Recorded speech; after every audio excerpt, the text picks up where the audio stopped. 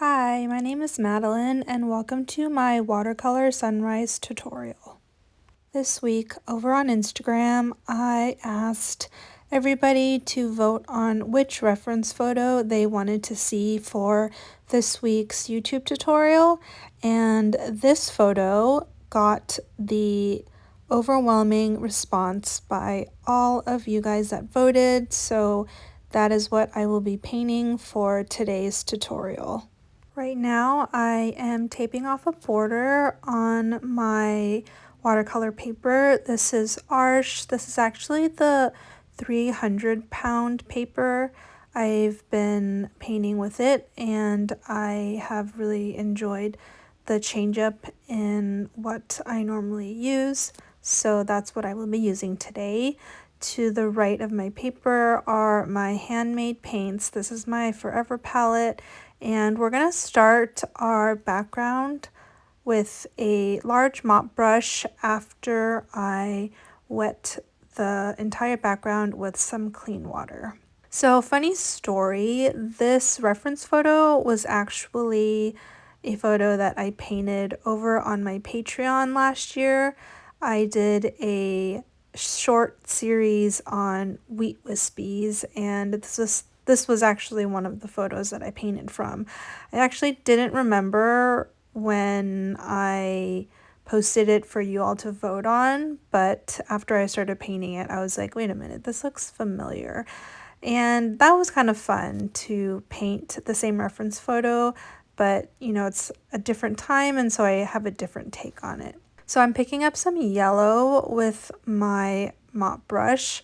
This is a warm yellow, and I'm going to be making some circular brush marks to sort of create that bright sunspot that we see in the reference photo. So I'm going to grab some yellows. I'm now going to reach for some pinks, and then the further that I get from our light spot, I'm going to get darker and darker. And that sort of gradient in our colors is what's going to draw that bright spot that we have in the upper left-hand corner, and it's going to kind of look like a sunrise. So now I'm grabbing some purple and I'm adding that. The, I guess, focal point for the sun is a little bit off-centered, and so your circles are just going to be a little bit shifted. I will say that for something like this where you're wanting the colors to blend together really smoothly, I absolutely recommend painting on 100% cotton paper. Amber and I had talked about it during our Monday live, and I just want to express again that when we're doing these types of wet on wet washes where we are trying to get our watercolor to really blend together really seamlessly, in order to not, I guess, get those hard edges and those hard lines from trying to mix our colors together, the quality of our paper makes all the difference.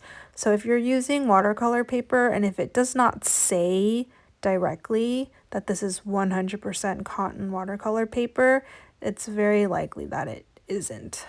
Now I'm just taking my mop brush and I'm kind of blotting off just a little bit at the center of that yellow circle. What you can do is take your brush, touch it on a paper towel to sort of get all the water off of it, and then slightly dab at whatever watercolor you want to lift. And so for me, it was the center of our yellow circle. And now I'm just making sure that the colors that I'm picking from my palette, that they are colors that blend together. These are all pretty warm colors. Even my purple is on the warmer side. So those main tips, using high quality paper and using colors that are harmonious with each other, are going to allow you to create a background wash that is very smooth. So now I'm grabbing my hot air tool and I'm just drying everything off. And now it's going to be time to paint those little wheat wispies. So what I'm going to do is actually I'm going to turn my paper upside down, and I'm going to grab a liner brush to paint these little wheat stalks. And the reason that I'm flipping my paper upside down is because it's much more natural for me to make a downwards brush mark than for me to go upwards. And so I've found that this just kind of works with my muscle memory a little bit better. To paint the wheat stalk, what I do is I paint the longer body, and then at the very bottom third, I'm using this liner brush, and I'm just sort of like fraying where those little wheat bundles are. And the key to getting very fine lines with our watercolor, number one would be to use a liner brush. So I wouldn't really be able to create those really fine brush marks for that little wheat bundle with like a regular round brush. And a round brush is the brush that most artists or watercolor artists, that's the bulk of our illustration, I feel, we use a round brush. A liner brush is different in that the hairs are less, but they're longer than a round brush. And so they allow you to get much finer lines. And then my second tip is to use really watery paint. If your paint is chunky or thick at all, it's going to be really difficult to get a really fine line. And so for the wheat stalks that are more in front of our yellow sunspot, I'm actually going to use the same yellow that I used to paint that yellow spot on our background wash. That way it feels a little bit more harmonious. My paint is actually a little bit thicker than I want it to be. My purple paint consistency was a little bit better than what I got with the yellow, but I already started, so I'm going to try to save it. And the wheat stalks that are more in front of the sunspot, I'm going to do with yellow, and then a little bit further down, I'm going to use some pink.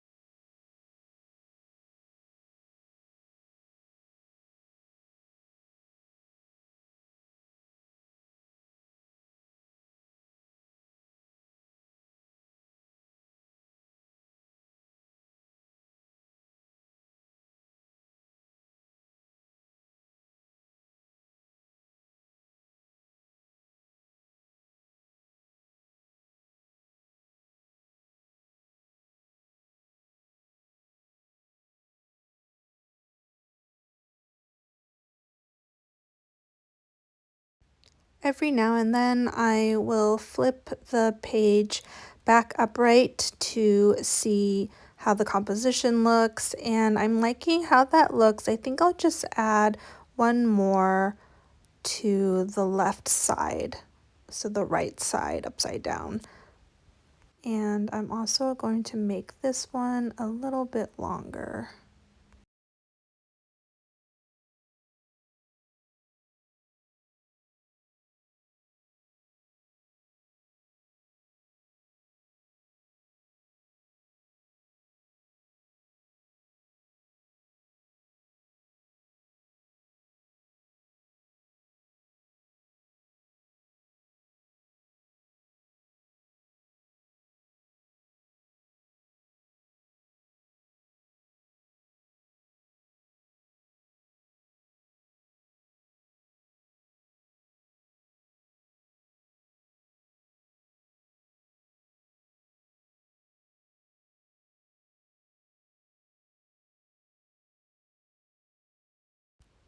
For this last wispy, I'm going to put it right here, and I'm going to make it pink.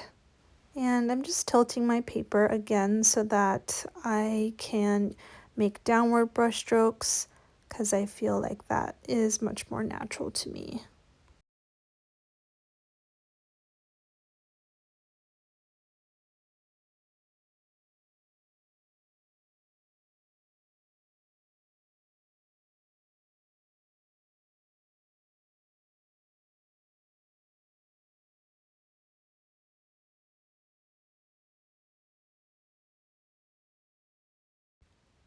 And I just noticed that I smeared my brush mark over there. And I'm gonna grab a wet wipe and try to save it. I wiped it off a little bit, but it did smear the background. I'm gonna grab my hot air tool and dry it off so that I can repaint the wheat stalk. But I'm leaving it in because imperfections in our artwork are real, and it doesn't make my painting any less. And so just reminding you that even I make silly little smudges like that. And overall, I do really like it. I'm so glad that you guys voted for it and gave me a chance to repaint this reference. And I really hope you enjoy painting along with me.